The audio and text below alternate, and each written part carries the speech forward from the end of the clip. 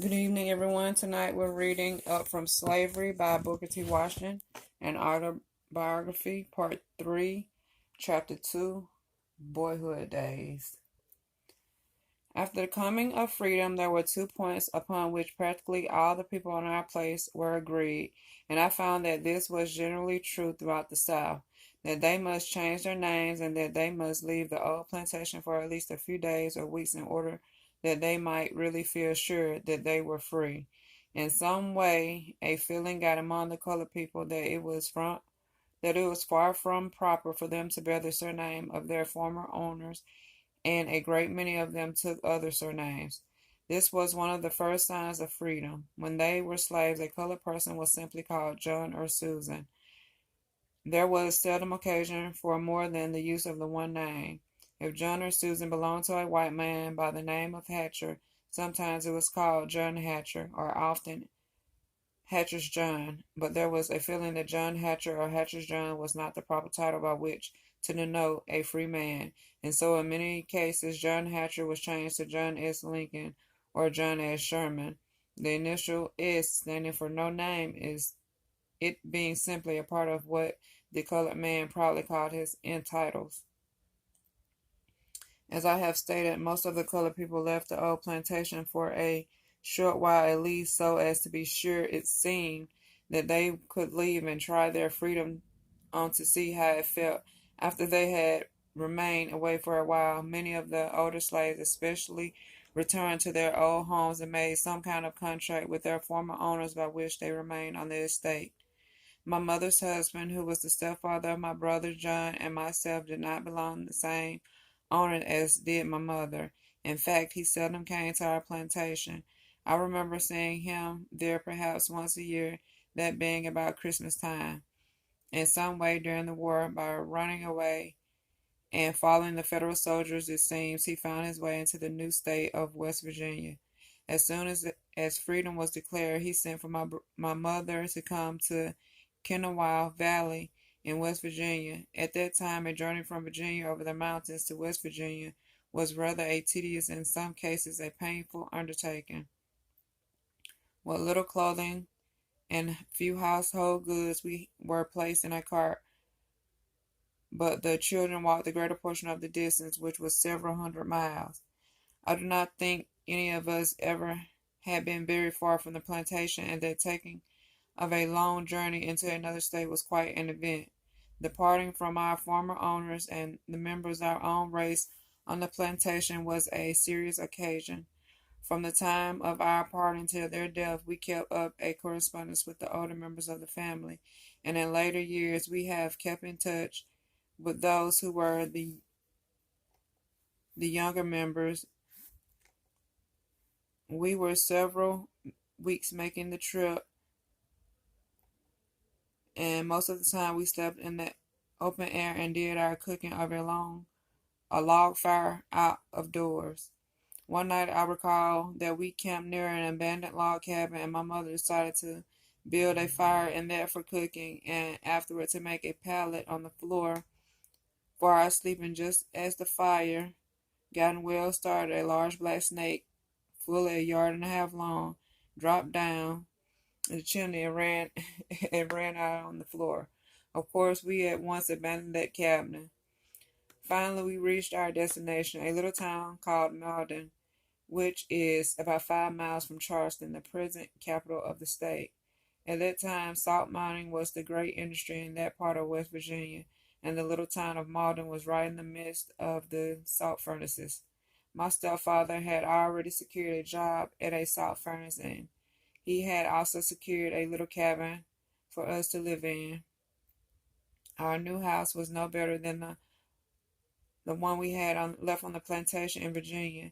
In fact, in one respect, it was worse. Notwithstanding the poor condition of our plantation cabin, we were at all times sure of pure air. Our new home was in the midst of a cluster of cabins crowded closely together, and as there were no sanitary regulations, the filth about the cabins were often intolerable. Some of our neighbors were colored people, and some were the poorest and most ignorant and degraded white people. It was a motley mixture. Drinking, gambling, quarrels, fights, shockingly immoral practices were frequent. All who lived in the little town were in one way or another connected with the salt business.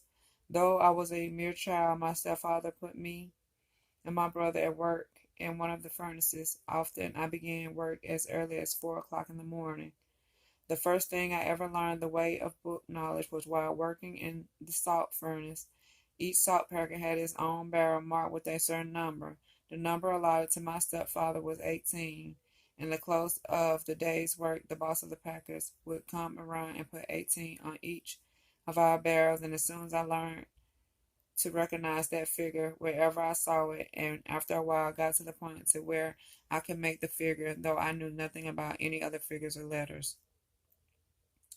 From the time that I can remember having any thoughts about anything, I recall that I had an intense longing to learn to read. I determined when quite a small child that if I accomplished nothing else in life, I would in some way get enough education to enable me to read common books and newspapers. Soon after we got settled in some manner in our new cabin in West Virginia, I induced my mother to get hold of a book for me. How or where she got it, I do not know, but in some way she procured an old copy of Webster's blue-back spelling book, which contained the alphabet, followed by such meaningless words as ab, ba, ka, da. I began at once to devour this book, and I think that it was the first one I ever had in my hands. I had learned from somebody that the way to begin to read was to learn the alphabet. So I tried in all the ways I could think of to learn it, and all, of course, without a teacher, for I could find no one to teach me. At that time, there was not a single member of my race anywhere near us who could read, and I was too timid to approach any of the white people. In some way, within a few weeks, I mastered the great portion of the alphabet. In all my efforts to learn to read, my mother shared fully my ambition and sympathized with me and aided me in every way that she could. Though she was totally ignorant and she had high ambitions for her children, and a large fund of good hard common sense was seen to enable her to meet and master every situation.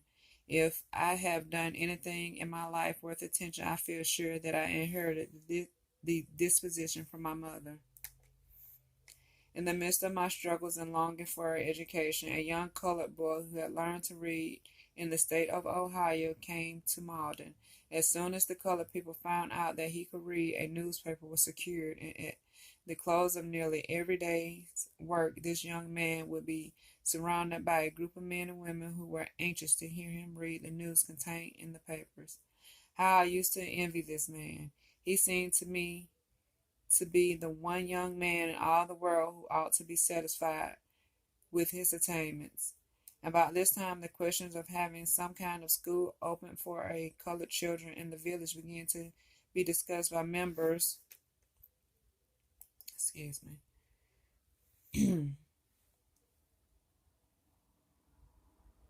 of the race, as it would be first school of Negro children that had ever been opened in that part of Virginia. It was, of course, to be a great event, and the discussion excited the wildest interest. The most perplexing question was where to find a teacher.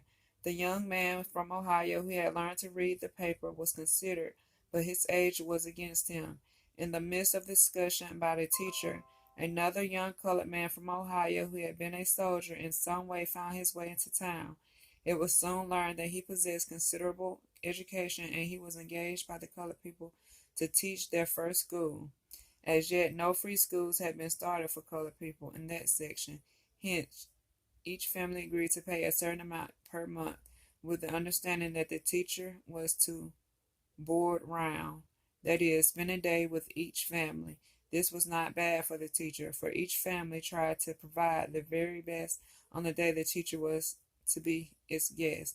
I recall that I looked forward with an anxious appetite to the teacher's day at our little cabin. This experience of a whole race beginning to go to school for the first time presents one of the most interesting studies that has ever occurred in connection with the development of any race.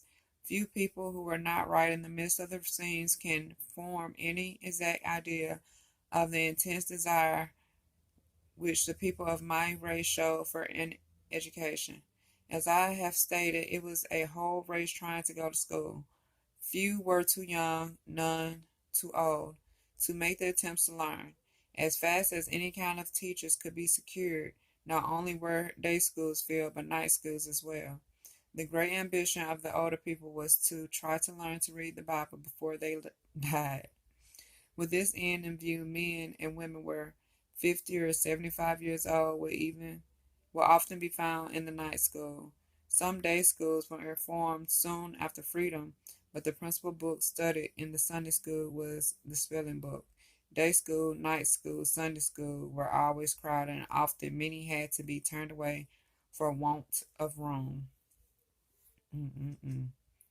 The opening of the school in the Kanawha Valley, however, brought to me one of the keenest disappointments that I had ever experienced.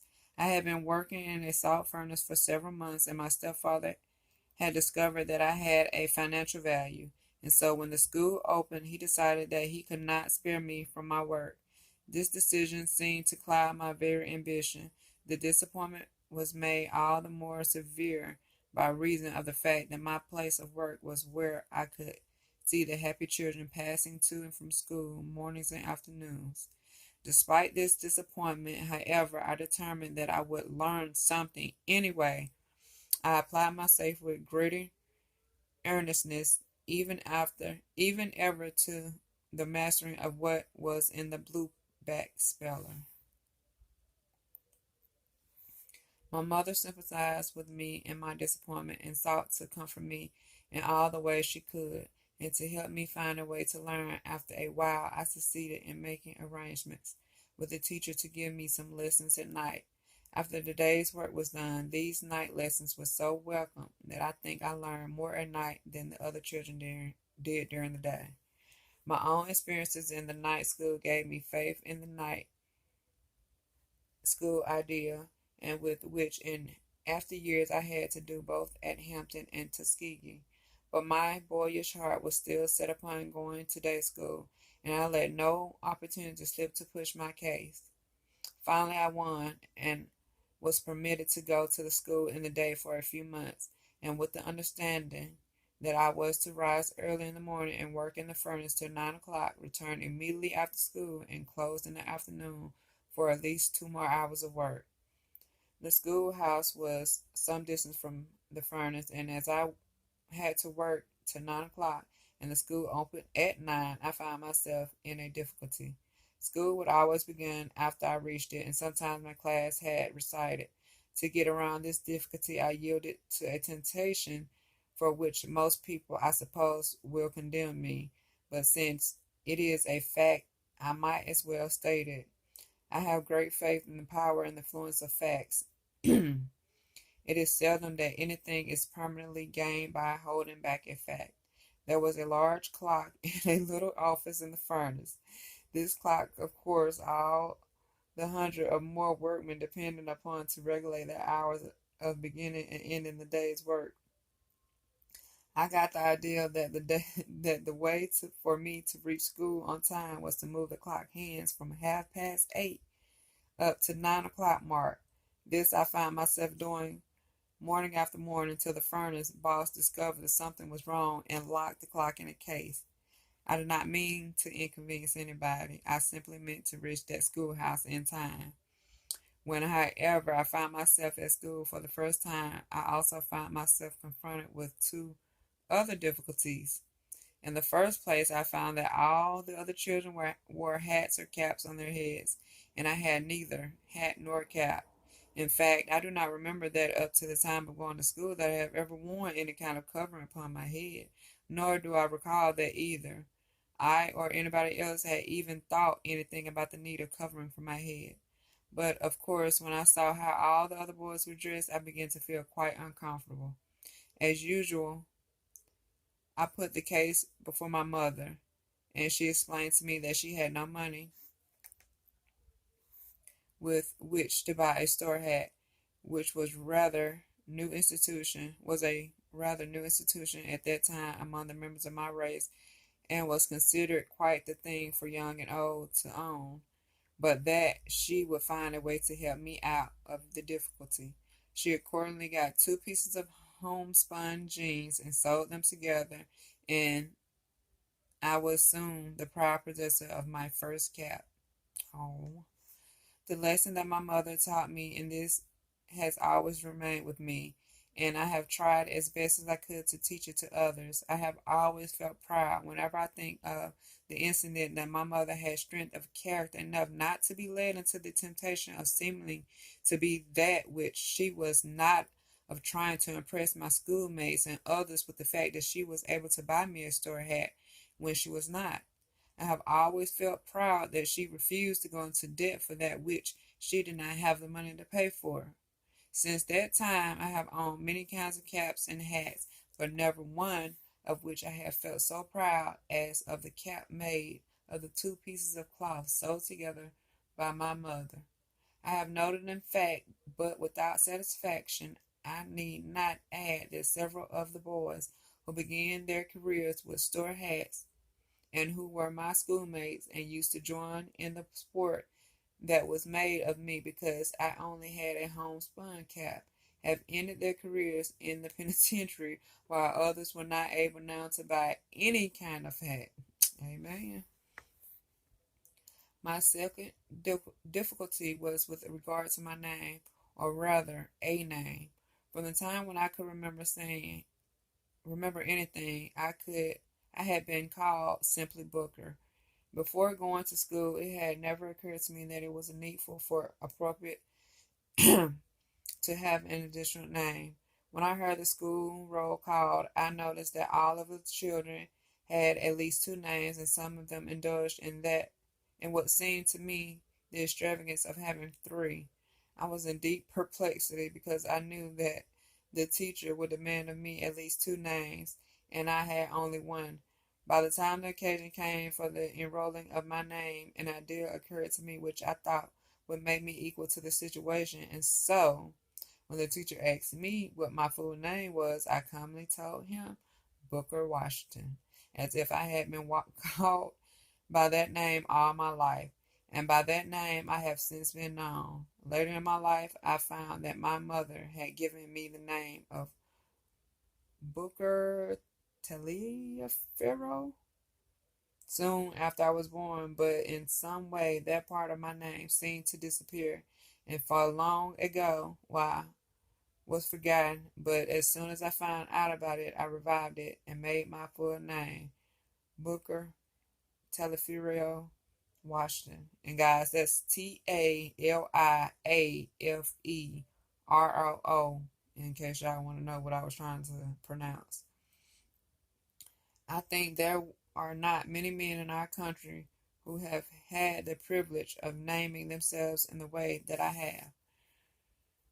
More than once I have tried to picture myself in the position of a boy or man with an honored and distinguished ancestry which I could trace back through a period of hundreds of years, and who had not only inherited a name, but fortune and a proud family homestead, and yet I have sometimes had the feeling that if I had inherited these and had been a member of a more popular race, I should have been inclined to yield to the temptation of depending upon my ancestry and my color to do that for me which I should do for myself. Years ago, I resolved that because I had no ancestry myself, I would have a record of which my children would be proud and which might encourage them to still higher effort. The world should not pass judgment upon the Negro, and especially the Negro youth, too quickly or too harshly. The Negro boy has obstacles, discouragements, and temptations to battle with that are little known to those not situated as he is. When a white boy undertakes a task, it is taken for granted that he will succeed. On the other hand, people are usually surprised if the Negro boy does not fail.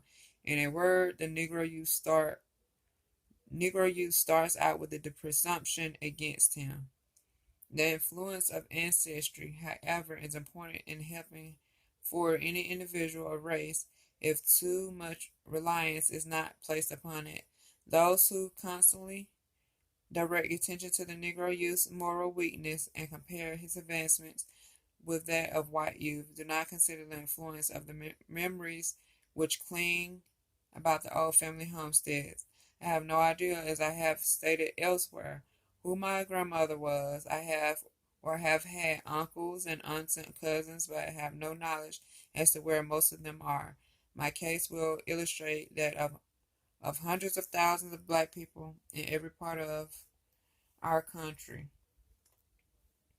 The very fact that the white boy is conscious that if he fails in life, he will disgrace the whole family record, extending back through many generations, is of tremendous value in helping him to resist temptations. The fact that the individual has behind and surrounding him prior family history and connection serves as a stimulus to help him to overcome obstacles when striving for success. The time that I was permitted to attend school during the day was short, and my attendance was irregular. It was not long before I had to stop attending day school altogether and devote all my time again to work. I resorted to the night school again. In fact, the greater part of the education I secured in my boyhood was gathered through the night school after my day's work was done. I had difficulty often in securing a satisfactory teacher. Sometimes, after I had secured someone to teach me at night, I would find, much to my disappointment, that the teacher knew but little more than I did. Often I would have to walk several miles at night in order to recite my night school lessons. There was never a time in my youth, no matter how dark and discouraged the days might be, when one resolve did not continually remain with me that was a determination to secure an education at any cost. Soon after move to West Virginia, my mother adopted into our family, withstanding our poverty, an orphan boy to whom after we gave the name of James B. Washington. He has ever since remained a member of the family. After I worked in the salt furnace for some time, work was secured for me in a coal mine which was operated mainly for the purpose of securing fuel for the salt furnace. Working the coal mine I always dreaded. One reason for this was that anyone who worked in a coal mine was always unclean, at least while at work, and it was a very hard job to get one's skins clean after the day's work was over. Excuse me, y'all. Then it was fully a mile from the opening of the coal mine to the face of the coal, and all, of course, was in the blackest darkness. I do not believe that one ever experiences anywhere else such darkness as he does in a coal mine. The mine was divided into a large number of different rooms or departments, and as I never was able to learn the location of all these rooms, I many times found myself lost in the mine. To add to the horror of being lost, sometimes my light would go out, and then if I did not happen to have a match, I would wander about the darkness until by chance I found someone to give me a light. The work was not only hard, but it was dangerous. There was always the danger of being blown to pieces by a premature explosion of powder, or of being crushed by falling slate. Accidents from one or the other, these causes were frequently occurring, and this kept me in constant fear. Many children of the tender years were compelled then, as is now true, I fear, in most coal mining districts, to spend a large part of their lives in these coal mines with little opportunity to get an education, and what is worse, I have often noted that, as a rule, young boys who begin life in a coal mine are often physically, mentally dwarfed. They soon lose ambition to do anything else than to continue as a coal miner. In those days and later as a young man, I used to try to picture in my imagination the feeling and ambitions of a white boy with absolutely no limit placed upon his aspirations and activities.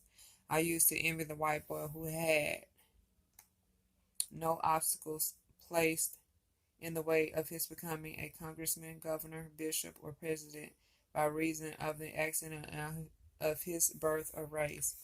I used to picture the way that I would act under such circumstances, how I would begin at the bottom and keep rising until I reach the highest round of success.